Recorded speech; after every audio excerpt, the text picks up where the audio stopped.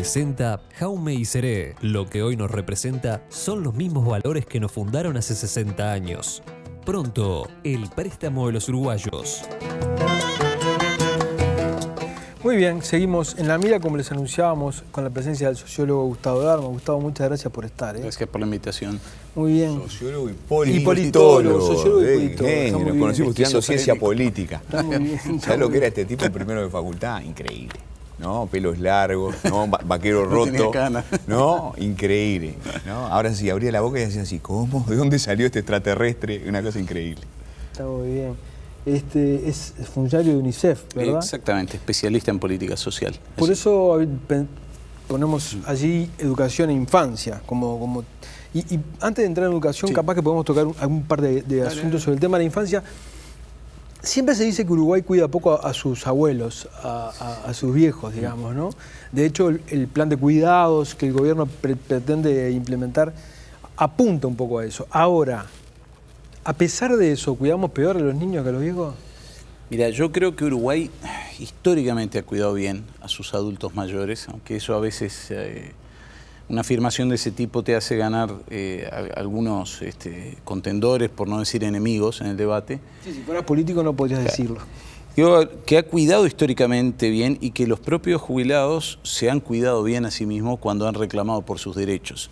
Cuando digo que históricamente los ha cuidado bien, porque Uruguay es un país pionero en la construcción del sistema de seguridad social.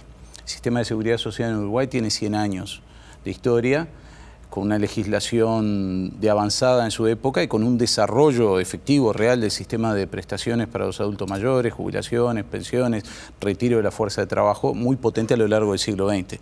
Allí te diría que Uruguay no solo ha estado a la cabeza de la región durante el siglo XX, sino que en términos de desarrollo relativo de su sistema de seguridad social, por ejemplo, lo que representa el gasto en seguridad social en relación al Producto Interno Bruto, lo ubica a Uruguay en los primeros lugares del mundo. A eso se suma, esto es bien conocido, que los propios jubilados y pensionistas bregaron por sus derechos, lograron una reforma constitucional que apoyó prácticamente todo el arco político nacional. Yo no recuerdo en exactitud, pero probablemente Valle, solo Jorge Valle decía que no. Y el MLN, ¿sabes? Que creo que era por motivos muy distintos. Pero, y me parece bien. Es decir, ahora, para poner esto en cifras, Uruguay tiene en los adultos mayores 2% de pobreza. Las últimas cifras publicadas por el INE ahora en abril de este año, Pobreza 2015, con la encuesta Contino Hogares, muestran que Uruguay tiene 9,7% de pobreza en toda la población.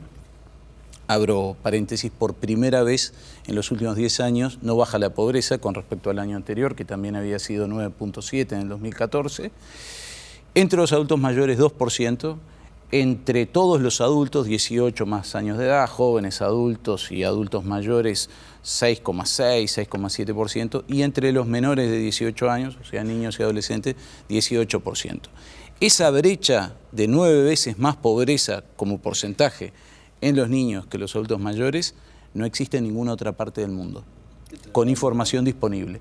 Ahora, eso se podría corregir de dos maneras. De una que sería absolutamente perversa, que aumente la pobreza de adultos mayores, o de la manera razonable, que es que siga descendiendo la pobreza en la infancia. Gustavo, hace años que se habla de la infantilización de la pobreza, Juan ¿no? Pablo Terra.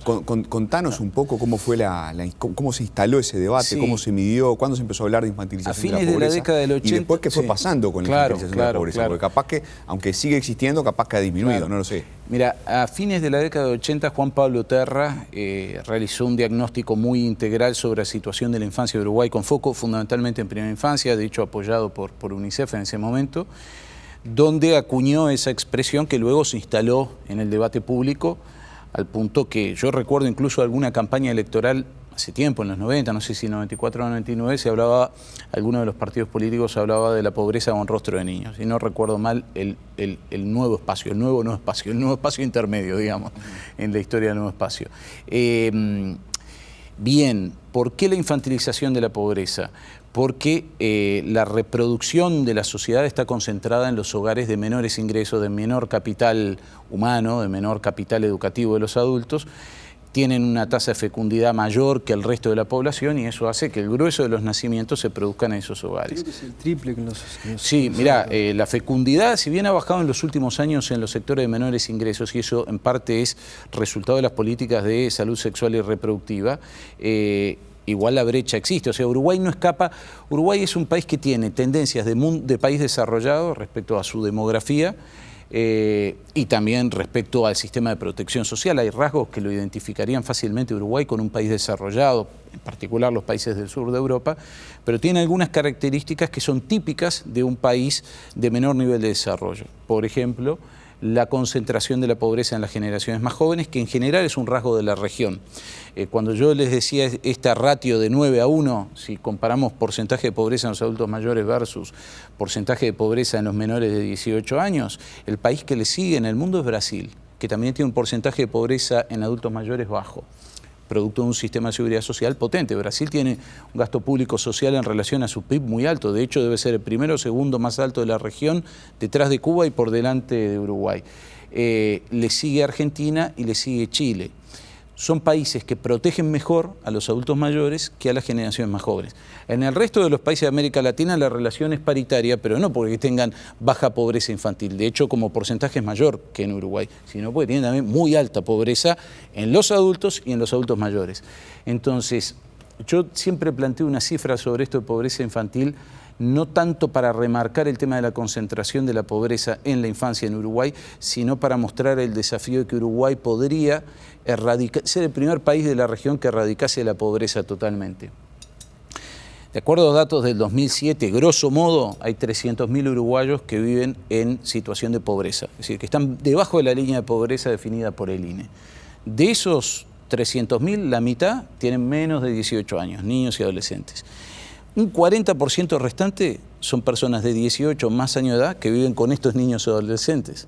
Y tú no podés erradicar la pobreza infantil sin erradicar la pobreza de sus hogares. O sea, 9 de cada 10 pobres en Uruguay o son niños o los adultos que viven con ellos. Y esto es producto de que Uruguay bajó muchísimo la pobreza en los últimos 10 años. Es cierto, es un debate muy político que a veces termina en tema casi de ranking, pero volviendo a la pregunta de Fito, si uno mira los 30 años de democracia, que para mí, no solo para este tema, para educación, para todo, yo creo que lo que más nos convendría es mirar los 30 años para hacer un balance justo de los avances y las asignaturas pendientes, por lo menos en esos dos campos. Pero bueno, en relación a pobreza, si uno mira esos 30 años, ¿qué nos muestran?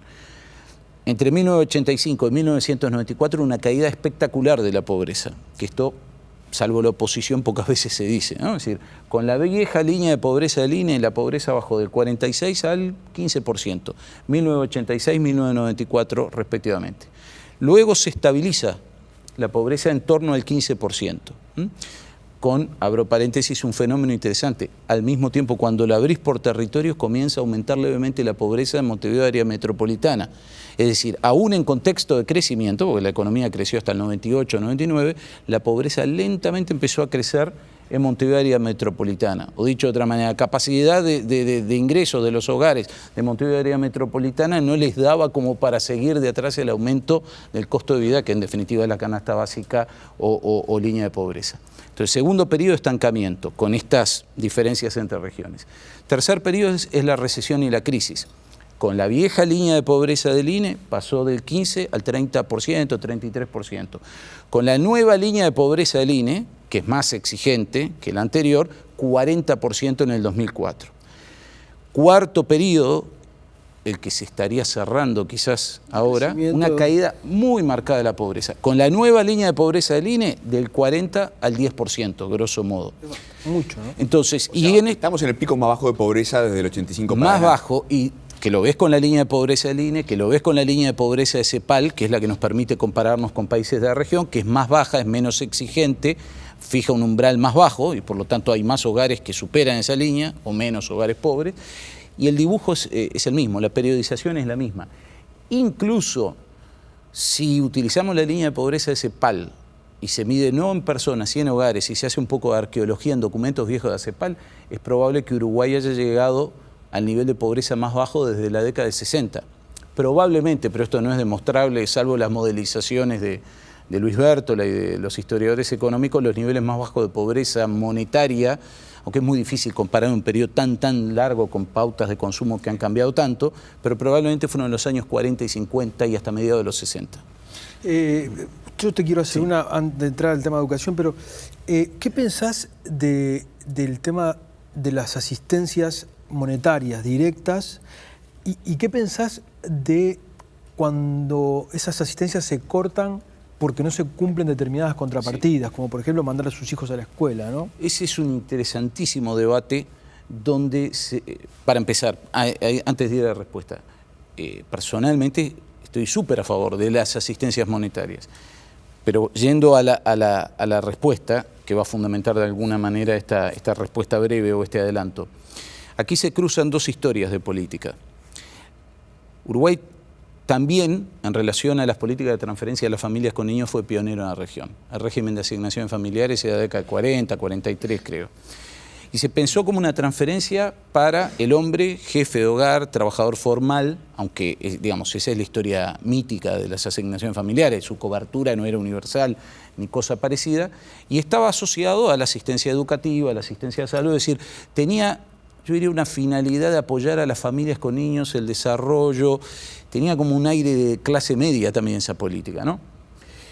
Las asignaciones familiares en la década de 90, o ya desde antes, fueron perdiendo peso monetario y además fue cambiando la configuración de la sociedad uruguaya. Volvemos a lo del comienzo. Buena parte de la reproducción de la sociedad uruguaya ocurría en hogares fuera del mercado laboral formal y por lo tanto no tenían acceso a las asignaciones familiares. De hecho, las primeras reformas al viejo régimen de asignaciones familiares comienzan a darse en los 90, mitad de los 90, hasta primeros años del 2000, con un amplio apoyo político partidario.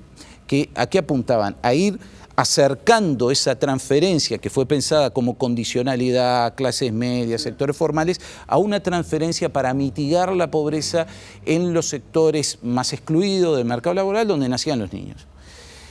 Y allí viene Ingreso Ciudadano, PANES, y luego en el 2007, en el marco del Plan de Equidad, el nuevo régimen de asignaciones familiares. Entonces, yo creo que quizás por razones culturales, y porque también en América Latina los programas de transferencias condicionadas, como su nombre indica, son programas de los 2000, se utilizaron como elemento para promover la asistencia educativa, es decir, buscaron los dos objetivos. Por esa razón se reforzó, por esas dos razones, el patrón cultural imperante en la sociedad uruguaya, y si tú querés el legado de política que nos lleva al viejo régimen de asignaciones familiares. Buscó un retorno. Exacto. Ahora, yo creo que la finalidad principal de una política de transferencia de ingresos es mejorar el bienestar de los hogares con niños. Y de hecho, claro, en los países más desarrollados, los hogares con niños, y casi de carácter universal, reciben transferencias monetarias.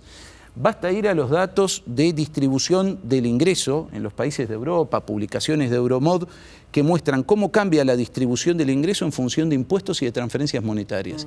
Y es asombroso. Suecia tiene una distribución del ingreso original, es decir, de mercado antes de impuestos de transferencia monetaria, igual a la de Uruguay y Costa Rica. 0,40, grosso modo. Suecia tiene una distribución real del ingreso de 0,26, 0,27, como en los países nórdicos, los menos desiguales o más igualitarios del mundo. Y eso es impuestos y transferencias. Entonces yo creo que tiene un objetivo, digamos, totalmente de redistribución. Definitivo. Sobre este tema que se ha debatido tanto, es un tema muy álgido, autoridades del Ministerio de Desarrollo, oposición, desde hace, no sé, 10 años por lo menos, sobre este tema, así como el tema de educación y sobre, creo yo, corregime Fito, es una vieja obsesión, cualquier tema que vos quieras debatir en Uruguay, lo que mejor nos hace es mirar para afuera, porque es un país extremadamente parroquial, que por lo menos hasta hace unos años debatía casi sin un número, a olfato, ¿no? Es decir, yo siempre digo, la educación uruguaya de la década de 50 era una maravilla. ¿Qué era una maravilla? Llegaba el 20% a la educación media. Era una maravilla para unos. Era una educación... Tenemos un pasado como mítico, claro, que pero te agrego otra, se logró el objetivo de Varela a los 10 años de Varela. ¿Qué? Se logró a los 100 años de Varela. Que todos terminemos la escuela primaria, generación del 80. Y Varela pensó esto 100 años antes. Está bueno. O sea que en 100 años solucionamos el problema de secundaria. Fede, tenés...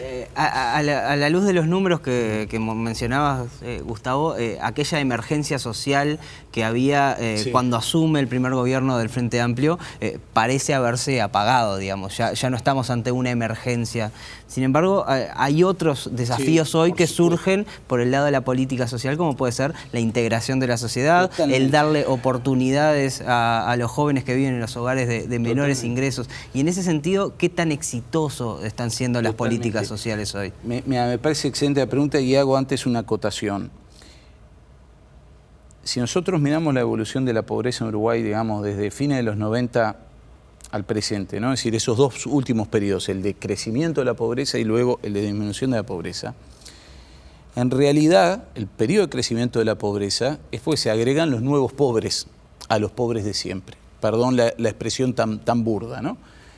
¿Qué quiero decir con esto? Esto pocos recordarán, pero hay una publicación del Instituto Nacional de Estadística sobre la pobreza en el 2003 o 2002 que muestra la evolución de la pobreza por trimestres. Hasta mitad del 2002, de la crisis bancaria, es decir, que aumenta el desempleo, bajan los ingresos de hogares y se dispara la inflación a un 20%, es decir, se modifican las dos variables que determinan la chance de tener de ser o no pobre, hasta ese momento era más o menos el 15% y salta a 30% producto de la crisis. Y se mantiene en esos niveles hasta el 2004 que empieza a bajar. Entonces, ¿qué pasó en Uruguay? Al igual que en Argentina un poquito antes de 2001. Los sectores medios, bajos y medios que superan la línea de pobreza en una situación de crisis, donde hay desempleo, caída de los ingresos y aumento de la inflación, buena parte de ellos se caen. Ahora, esos sectores no son en general estructuralmente pobres, es decir, no son en general hogares que viven en viviendas hacinadas, que no tienen capital educativo, etcétera, etcétera. Esos hogares con crecimiento económico, que abro paréntesis, el crecimiento económico también es producto de políticas, desde políticas macroeconómicas hasta políticas comerciales, y con políticas que actúen sobre ingresos, sobre los salarios, y eso es también producto de política, la negociación tripartita, etcétera, etcétera. Esos sectores salen de la pobreza rápidamente. No estoy diciendo que vivan en Suecia ni cosa parecida. No son desintegrados, ¿no? Exactamente. Yo tengo la sospecha, que es de sentido común para estos temas, pero que es muy difícil de demostrar empíricamente porque no tenemos estudios de panel, es decir, que sigan a una misma muestra a lo largo de mucho tiempo para ver cómo evolucionan las mismas personas. Lo que nosotros tenemos en Uruguay son encuestas continuas de hogares, que son muestras independientes. Por lo tanto, yo no puedo saber si el que hoy no es pobre lo era ayer. Bueno. Si tuviésemos estudios de ese tipo, yo tiendo a pensar que en Uruguay hay un 10-15% de población, ese es sentido común, yo creo esto, ¿no? Como decía, creo que era Popper, la ciencia del largo camino para probar lo obvio, hay un 10-15% de la población que siempre ha vivido en situación de pobreza extrema o de vulnerabilidad a la pobreza extrema, que vive excluida territorialmente o segregada territorialmente. Hoy estas cifras que decía, 300.000 pobres. Buena parte de ellos están en los 4 municipios de periferia de Montevideo. O sea, están acá nomás. Entonces, y esto enlazo con... si las políticas que se desarrollaron contribuyeron a reducir la pobreza, creo que contribuyeron fuertemente a reducir, casi a eliminar la pobreza reciente, ¿no? A ese 20% que salió. Mitigaron la severidad de la pobreza, la intensidad de la pobreza en los sectores más duros, y seguramente aparte de ellos también lo sacaron, por algo tenemos 9,7 y no 15, no 20, pero al mismo tiempo está el fenómeno estructural, que no depende solo de estas variables que mencionaba, son más de política económica o de política de transferencia, o hasta de política de formación de capital humano como es la educación, que tiene que ver con la organización en el territorio, y que tienen que ver probablemente con políticas que todavía no hemos inventado, ni acá ni en ninguna otra parte del mundo. Yo leía hace poco alguna columna tuya sobre la situación de educación en algunas escuelas públicas del país, y la descripción es muy vívida del nivel como de ruptura en algunos contextos. De todas maneras hay que aclarar, y temo, que eso es realmente un 5, un 10, 15% de la realidad, de la matrícula, por así decirlo. Pero no importa el número, lo importante es que efectivamente puede haber un 5, un 10, un 15%, porque al final del día depende del indicador que un cientista social cree para medir estas cosas, que están allá afuera, que estás excluido. Y para eso, ¿qué políticas desarrollas? Pues digo, del set convencional de políticas, cuando entran otros fenómenos de exclusión cultural, social, de violencia, de marginación, de narcotráfico, políticas difícil. convencionales. Es muy difícil. Llamar a, no, mire, usted tiene que sacar este documento, el otro, ya tal o cual formulario. Todo el día. Exacto, entonces ese es un desafío que no es solo para sociedades como la de Uruguay, la Argentina o Santiago. En los países más desarrollados lo tienen con los inmigrantes. Claro. Entonces es una agenda nueva. El Estado social que nosotros tenemos y que heredamos de don José Valle Ordóñez fue un Estado social pensado para las sociedades industriales modernas. Y lo estamos reformando, reestructurando, pero en el fondo buena parte de esa reingeniería responde a ese tipo de sociedad. Pero ¿cómo haces que se ejerzan los derechos sociales, económicos, sociales y culturales de una población que se te sale? Un núcleo durísimo. Fito, algo sobre educación, ¿nos metemos en educación? Dale. Dispare. Gustavo, no sé, a ver, lo primero, has seguido un poco el debate seguramente sobre estas escuelas, ya que estamos hablando de estos barrios, ¿no? Sí. Viste que tal y otra gente están pensando en otro tipo de establecimientos educativos inspirados en el impulso, en el jubilar, etcétera. Sí. ¿Has seguido ese debate? ¿Tenés una opinión formada sobre esto? ¿Qué crees? Tengo una opinión que es pragmática. Tengo una opinión que es normativa, que es la primera, y tengo una opinión que es pragmática, que es la segunda. La normativa, yo me agarro de los pelos cuando se cuestiona un centro educativo en el mundo de hoy, ¿no? O sea, ese es el lujo de la miseria, ¿no? En el mundo de hoy, donde uno ve fenómenos de corrupción en todo tipo de sistema político, fenómenos de exclusión social extremos, no hablo solo de la sociedad uruguaya, con los migrantes, fenómenos de todo tipo, ¿no? Casi de cambalache. Que uno juzgue negativamente un esfuerzo de privados de montar una oferta educativa, sea con fines religiosos, a mí, sinceramente, me parece el lujo de la miseria. Dicho esto, esas experiencias son universalizables y son la llave como modelo de gestión para resolver los problemas. Yo tengo mis dudas. Ahora, jamás las desalentaría y es más, hasta las promovería. Dicho, Uruguay las promueve. Y nuevamente, Uruguay no solo ignora sus datos, que como vos bien sabés, la primera mitad del siglo XX no contábamos nada o casi nada, con lo cual nos cuesta saber qué datos. Ignora su historia constitucional en la materia. Yo el otro día, por otras razones, me puse a revisar las constituciones.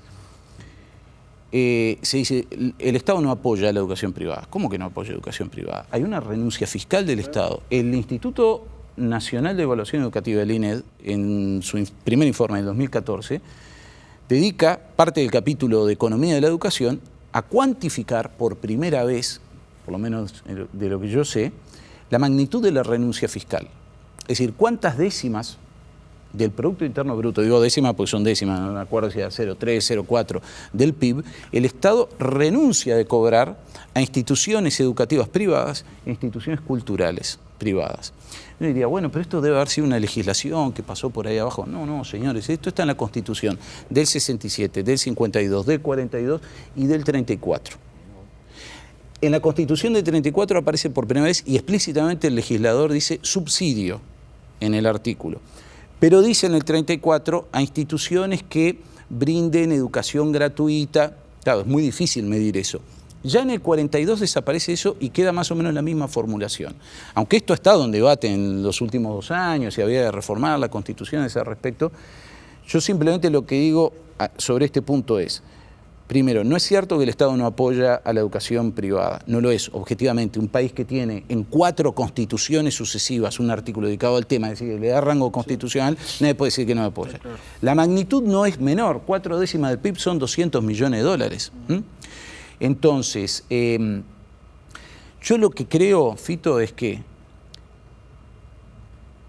para resolver los problemas de educación en Uruguay, quizás sea medio anticuado voy a decir, hay que tener una visión sistémica. Sistémica en términos temporales, hay que pensar todo, ¿no? Desde estimulación para primera infancia, educación inicial, educación primaria, educación media, educación terciaria y continuidad a lo largo de la vida. Incluso para evaluar la calidad de nuestro sistema educativo hay que mirar todo, que me parece eso ayudaría también al debate político sobre educación.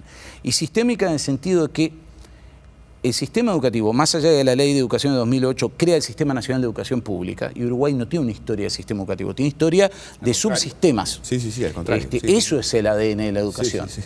La educación, el único sistema de carácter universal que tuvo la educación en Uruguay es la educación primaria. Es el único que nació con ese objetivo. Después estaba la UTU, o como se llamaba en su tiempo, que era para los desclasados, la educación... Es una historia de autonomía, totalmente. de dispersión institucional. Pensar como sistema. ¿Y por qué como sistema? Sistema educativo no es solo sistema educativo público, es también sistema educativo privado. Si uno mira los datos, las buenas noticias de Uruguay es cuando mira todo el sistema educativo y cuando mira todo el sistema educativo en tramos y en público-privado y cuando mira los 30 años. Y ahí nos sorprenderíamos, porque en Uruguay se han producido algunas revoluciones ocultas, y yo insisto en esto y no se dice. En Uruguay en 1980 había 34.000 estudiantes de educación terciaria, hoy hay 180.000. Se multiplicó por 5 en 30 años cuando la población creció de 2.8 a 3.5. Mirá que no hay muchos países en el mundo que salten por 5 en ese periodo. Igual estamos muy lejos de lo que precisamos. Sin duda. Tú dijiste que hay que universalizar. Sin duda, porque está trancado antes. O sea, yo lo miro casi como un ingeniero. Para mí, en toda la cañería, hay un tramo, pero no se lo endilgo a ese tramo, pero hay un tramo donde tenemos que modificar algunas cuestiones estructurales, que es la media. Que no quiere decir que la primaria está bárbara, o que la educación inicial está bárbara, o que la terciaria está bárbara. Pero el estrangulamiento está ahí en el medio. Sin duda. Yo había leído algo tuyo donde vos decías, hablando creo que de la repetición, me parece, de que lo planteabas como una carretera en los que algunos van en una Ferrari, otros van en un Fitito y otros van caminando. Totalmente. Pero ¿eso implica que hay que enseñar cosas distintas para personas, para muchachos distintos? No en términos de estratificación, digamos, como umbrales, mirá, estos van por la avenida A, estos van por la avenida B, que sería casi como clasificarlos. Estos pueden llegar hasta esto, estos pueden llegar... Sino de personalización de la educación, que eso sí es una tendencia universal. Cuando tú tenés un sistema educativo de masas, como es el nuestro hoy en día, vas a tener estudiantes que provienen de muy distintos contextos, que tienen contextos económicos, sociales, culturales. La idea de igualación educativa, ofreciendo exactamente lo mismo a todos, no funciona. No sé, Aristóteles, claro. Hay que contextualizar. Y contextualizar casi a nivel de aula, y es costosísimo. Yo siempre saco este ejemplo, la metáfora de la autopista en realidad es porque en algunos sistemas educativos de los países más desarrollados, a ver, para empezar, en la mitad de los sistemas educativos de Europa no existe la repetición. Y después me gustaría detenerme en esto, pues parte de esta desmistificación que hay que contribuir a hacer. Pero, por ejemplo, algunos de esos sistemas educativos lo que tienen son grupos por cohorte de edad, ¿no? Y que avanzan la generación, no sé, la generación del 95, y que avanza todo el grupo por cohorte de edad. Ahora decís, bueno, ¿y qué pasa con aquel que no alcanzó los objetivos definidos en el currículum? Bueno, vos tenés muchas alternativas, obviamente, con ese chico. En Uruguay y en América Latina en general, la alternativa por la que optamos es la repetición de grado, ¿no? Volver a darle el mismo plato de sopa al año siguiente. Pero vos perfectamente podés seguir trabajando con ese chico el año que viene en el mismo grupo, con una atención personalizada. Quizás ese chico tiene que tener un grupo, tiene que tener horas por fuera del grupo. Es decir, hay 1000 alternativas. Pero nosotros estamos, a ver, el sistema educativo uruguayo está en contra de la repetición, pero ofrece esa atención personalizada. No, pero es que no está en contra de la repetición. No. Digo, a ver. No hay una política para desincentivar la repetición. Primaria tiene, yo diría, un debate mucho más avanzado que la educación media sobre este punto, pero donde están las dos posiciones.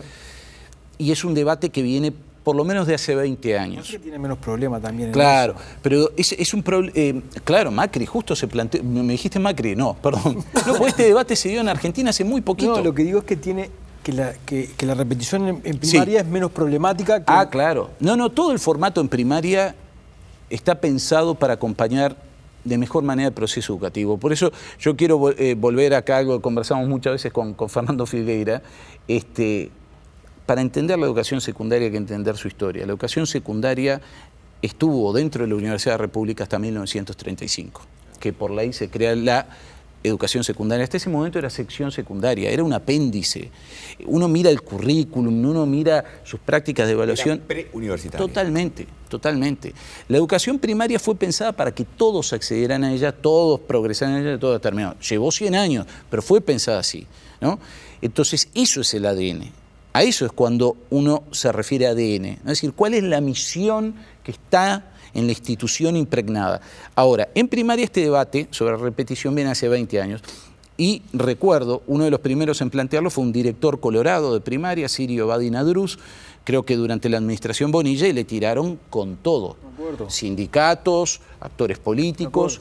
Y luego, en los últimos 10 años, ha habido las autoridades, bueno, Héctor Florit, Irupé Bucetti, muchos que han planteado, sí, que hay que revisar, que hay que utilizar como último recurso. Pero yo de verdad, nuevamente en esto, invito a los televidentes, a la opinión pública en general, no sé si es que vayan a buscar la lectura o que hagan acto de fe en lo que les estoy diciendo, que francamente en los sistemas educativos más desarrollados no existe el instituto de la reiteración de grado. Porque acá yo creo que la confusión mental, que no es de Uruguay, es de América Latina, de esa tradición de sistemas educativos, es confundir promoción con aprendizajes, es decir, uno puede promover y no necesariamente aprendió, y repetición con ausencia de aprendizaje. Pues entonces decimos, bajó la repetición, bárbaro, o subió la promoción, que es inverso, bárbaro. No necesariamente. Seguro. Miren, les doy un ejemplo. Uruguay, ustedes conocen la prueba PISA, ¿verdad? La prueba PISA se aplica al universo de adolescentes de 15 años matriculados en ofertas de educación postprimaria, ¿no? Uruguay, más allá de los vaivenes en las pruebas que ha participado, sigue estando ahí al tope con Chile, algunos países, ¿no? Es decir, con los puntajes, y tiene porcentajes y nos alarman de adolescentes que no logran el mínimo de suficiencia, es decir, el porcentaje que no logra los escalones mínimos de suficiencia. Ahora, si los resultados de Chile son iguales o muy parecidos a los de Uruguay, y esos chilenitos, parezco fácil, esos chilenitos ya están en segundo o en tercero de media, en 9º grado, en el grado que les corresponde a su edad, y lo están porque la tasa de repetición efectivamente en Chile en educación media básica es muy baja. Entonces uno diría, pero como hay un chilerito que está en el 9º grado y que no alcanza ese porcentaje de suficiencia, ¿quién está mal, Uruguay o Chile en este tema? Yo personalmente creo que Uruguay, pues la repetición no es un instrumento, está demostrado que no es un instrumento. Quien reitera el grado no aprende por reiterar el grado. ¿Por qué no inventamos otra cosa? Claro, inventar otra cosa es primero romper algunos preconceptos, pero además cuesta caro. Sería como aceptar que la repetición es una manera de enseñanza. Claro, y no es así, francamente, no es así. Lo que pasa es que secundaria fue pensado como una carrera de vallas. Entonces, en una carrera de vallas no importa que todos lleguen al final, importa que lleguen los que van a subirse al podio. Y si llegan todos, igual, si llega destrozado el último no importa, pero en educación sí tienen que llegar todos al final. Nos quedan 5 minutos. De hecho, cuando vemos los porcentajes de aprobación de secundaria, no solo estamos en el fondo de América Latina en los sectores de menores ingresos, sino también en los de mayores ingresos. Totalmente. ¿Cómo es hoy en día secundaria, así como está pensado, un catalizador de oportunidades? Mira, excelente el punto al que vas, porque, a ver, este no es un problema solo de la educación pública y no es de la educación privada o solo de los jóvenes o adolescentes de los 3 quintiles de más bajos ingresos y no los sectores medios. Uruguay tiene un mal desempeño en la educación media en el conjunto. Siempre pongo este ejemplo. Si tú tomás a los jóvenes de 20 a 24 años que residen en los 4 barrios de mayores ingresos de Montevideo, el 80% termina educación media, el 20% no. Y uno se los puede imaginar, ¿no? Se lo imagina cuál es la habitación, la computadora, último modelo que tiene. 1 de cada 5 no termina educación media. Y en general, trayectoria exclusiva en la educación privada. Ahí la repetición implica la reinscripción de una institución a otra si no aceptan que se mantenga dentro de la misma institución educativa. En la educación pública obviamente esto es mucho mayor, pero la educación pública recibe también un alumnado con un capital humano y social distinto. Ahora, el tema no será, entre otras razones, además de todas las condiciones institucionales, porque obviamente si tenés una institución educativa más pequeña, más continentadora, con más horas de clase, con una gestión más eficiente también de los profesionales, con menores niveles de inasistencia, etcétera, etcétera, etcétera, la institución ideal que nos imaginamos, que hay públicas y que hay privadas de gestión pública. Es decir, además de eso, no habrá que repensar los contenidos, porque eso también puede ser algo que expulsa los contenidos, las prácticas de los docentes y sobre todo lo que se llama en esta jerga el régimen académico. ¿Por qué la reiteración o promoción de grado tiene que ser decidido en función de una acumulación de asignaturas que se aprueban? ¿Por qué no puede haber cito la legislación española en la materia.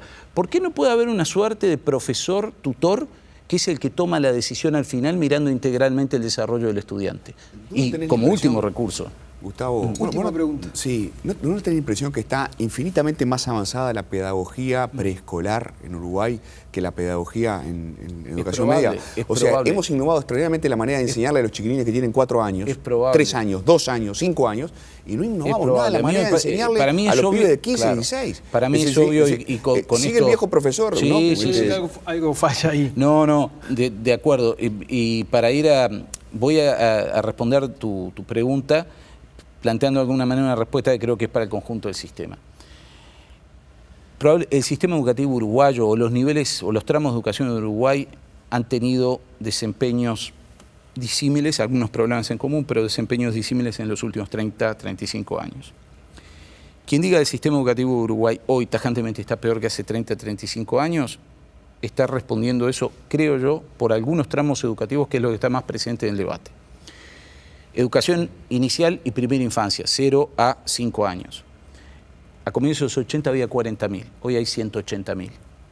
Educación terciaria, población universitaria y no universitaria, población de referencia 18 a 23 años, 6 edades simples. 1980, 34.000 alumnos, hoy 180.000 alumnos. Educación media, población de edad de referencia 12 a 17 años, 1980, 170.000 alumnos, hoy 340.000 alumnos. Primaria estabilizada porque ya se había universalizado el acceso. Se dirá, con acceso no alcanza, hay que ver la calidad, estoy totalmente de acuerdo. Ahora, que un país en 30 años de democracia salte de 500.000 alumnos a 1 millón de alumnos, ¿es una mala noticia? No. ¿Qué festejo unió a los 4 partidos políticos con representación parlamentaria, en particular los 3 que compartieron responsabilidades al frente del gobierno? Es decir, señores, durante los 30 años de democracia pasamos de 500.000 a 1 millón de alumnos. Es un dato importante, ¿eh?